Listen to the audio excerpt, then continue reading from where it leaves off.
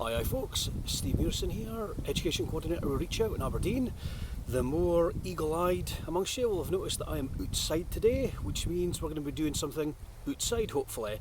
Now I'm taking full advantage of what might be the only day of summer in Scotland, and I thought we'd do some street art. Now just to give you a very brief explanation as to what street art means to me, it is anything that is out in public. Beyond that, I could speak for days, probably weeks, months about other different versions of it. So as usual, I'll do a little kind of bit of guidance and give you a little framework on it to work with, and beyond that, let your creativity run free, and hopefully we'll have a little bit of fun.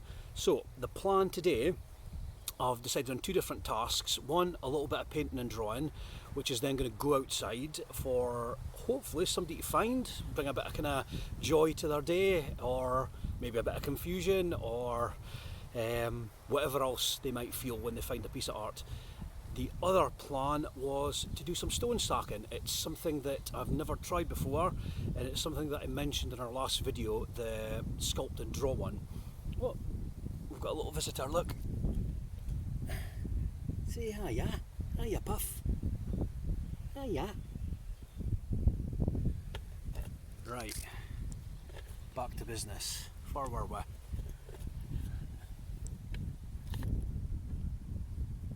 Bingo. Yeah, stacking stone. So I mentioned it last video. It's something that my colleague Ross Witherby does exceptionally well. There should be a couple of pictures coming up on the screen right about now, if my technological abilities didn't fail me. And these are the stones that he's got in his garden. It's fantastic. Now, like I said, it's not something I've ever done before, but I have picked up a fair pile of little boulders, so I'm going to take them back out into the woods and give that a go as well. And it'll be two examples of two very different types of art that people do practice all over the world. The whole idea is when you put it out in public is generally somebody's going to see it and it's going to affect them in some way.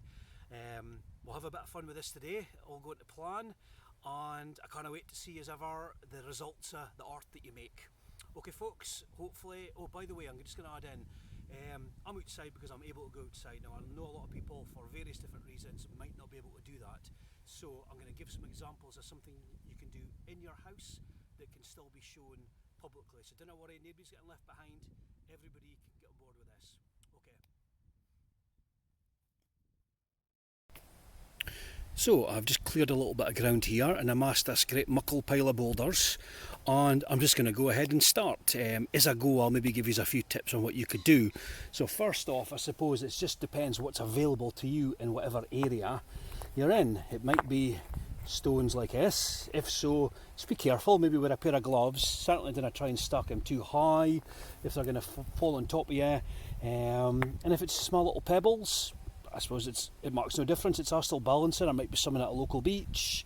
Yeah, it might be something in your garden. It might be something close by that would be suitable stone wise. And in saying that, it doesn't even need to be stones. You can balance anything. If you're at home, why not collect a pile of objects that may roughly sit together or may not, and try and stack them. Already I'm enjoying this, and I think I've just launched in without even thinking about any planning as to what I'm going to do. Normally I would maybe have a think about what would fit together and consider it, but I suppose like in the spirit of dry stone diking, I think as the rule goes, whatever stone you pick up you put down onto the wall. You didn't sit and ponder, because I suppose it would take a hell of a lot longer if you did. Now look at that. Don't know about you, but I quite like a look at that, and I would like to maybe put one more on it. Let's see. I think this is where the fun begins.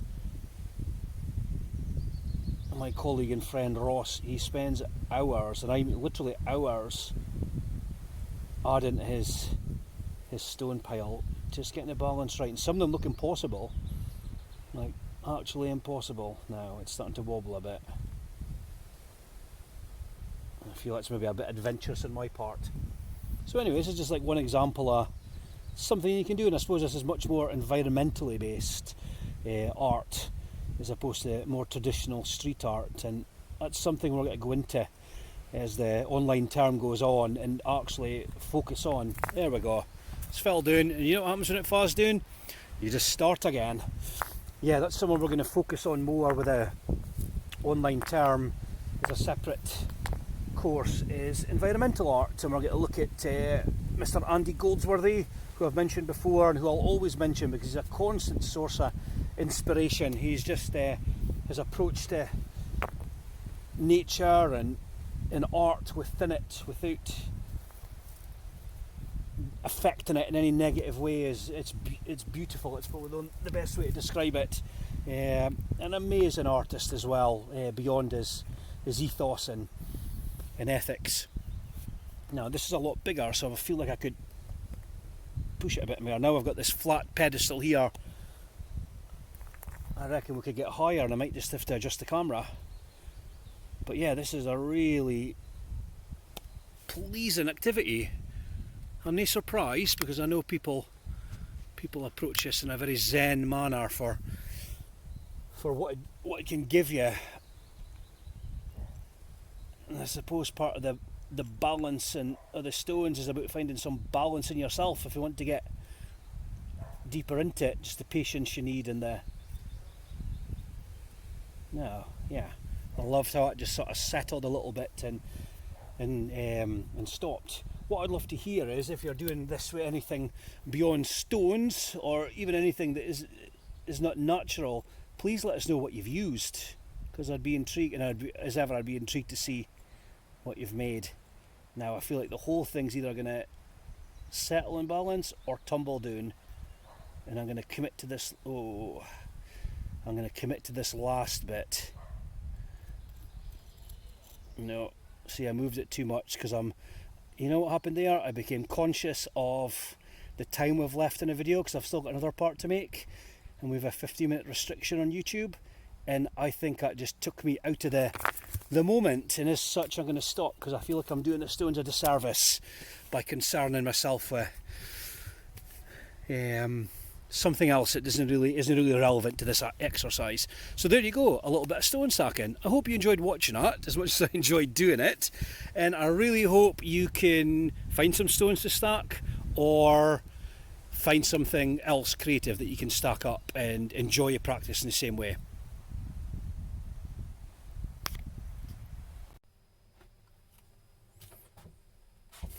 Now, welcome back to some familiar territory, my little art studio, and I am just going to get going right away because I have a few things to speak about. Now, anybody that's ever worked with me, made art with me, knows me in any capacity, knows that I am obsessed with cats. And given a blank piece of paper or cardboard or anything really, I'm going to put a cat on it.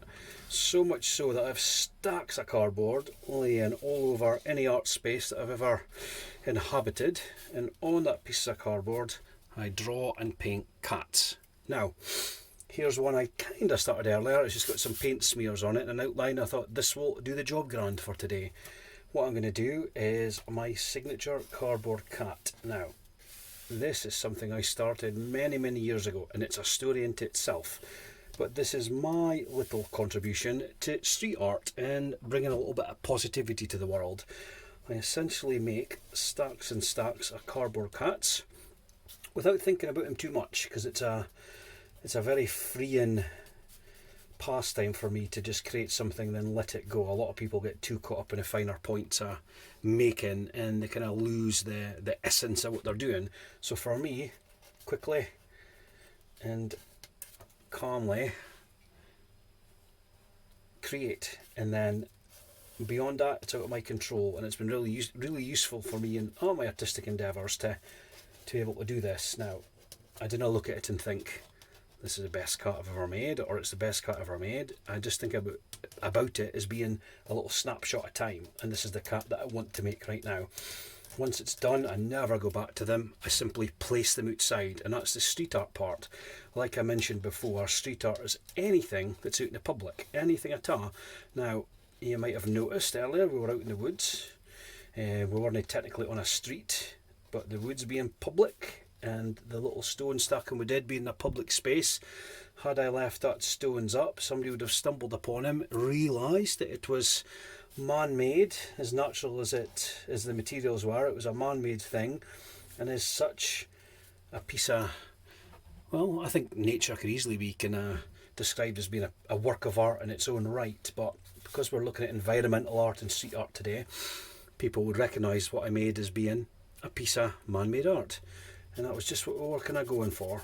It might have caused a bit of confusion as well, because they might have thought, why is there a pile of stones stacked out in the woods like this? And hopefully they would have enjoyed looking at it.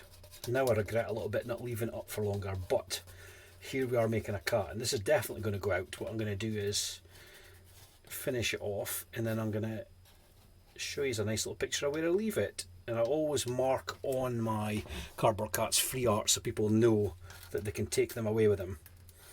I'm going to give it a little heart as well. There we go, good vibes. And normally I put these little bits in the nose. And what I tend to do is put these little cuts out wherever I'm travelling, anywhere in the world. If I'd like. Here's some that I made earlier. So yeah, wherever I'm travelling the world, I take some cuts from it and I leave them for people to find. I've had a few excellent custodians who have taken them far and wide, all over the world, to some amazing places, and I've had some that didn't go further than the park bench that I have my lunch on. And it's all good because it's about me letting them go and about someone else finding them and hopefully cherishing what they've discovered. There you go, simple. So this street art, this version of street art, starts at home. It's something anybody can do. What I mentioned earlier was there's a few people that maybe couldn't get out for whatever reasons. Now, hopefully you have a window, and if you do make something and put it in your window for your neighbours to see, for people maybe in buildings across from you to see. If you live far from everywhere, maybe your postie will spot it. Anybody visiting your house, dropping off supplies that you need, you know, it's about marking that connection where the world outside the art that you've created and the world that the art inhabits. And I think everybody's got the power to do that, and it's incredibly liberating and it's fun as well. And let's always keep it fun, because what else is there? Right folks, I hope you enjoyed that. Any questions, as usual, filter them through the standard channels, and enjoy yourself. All the very best. Cheers.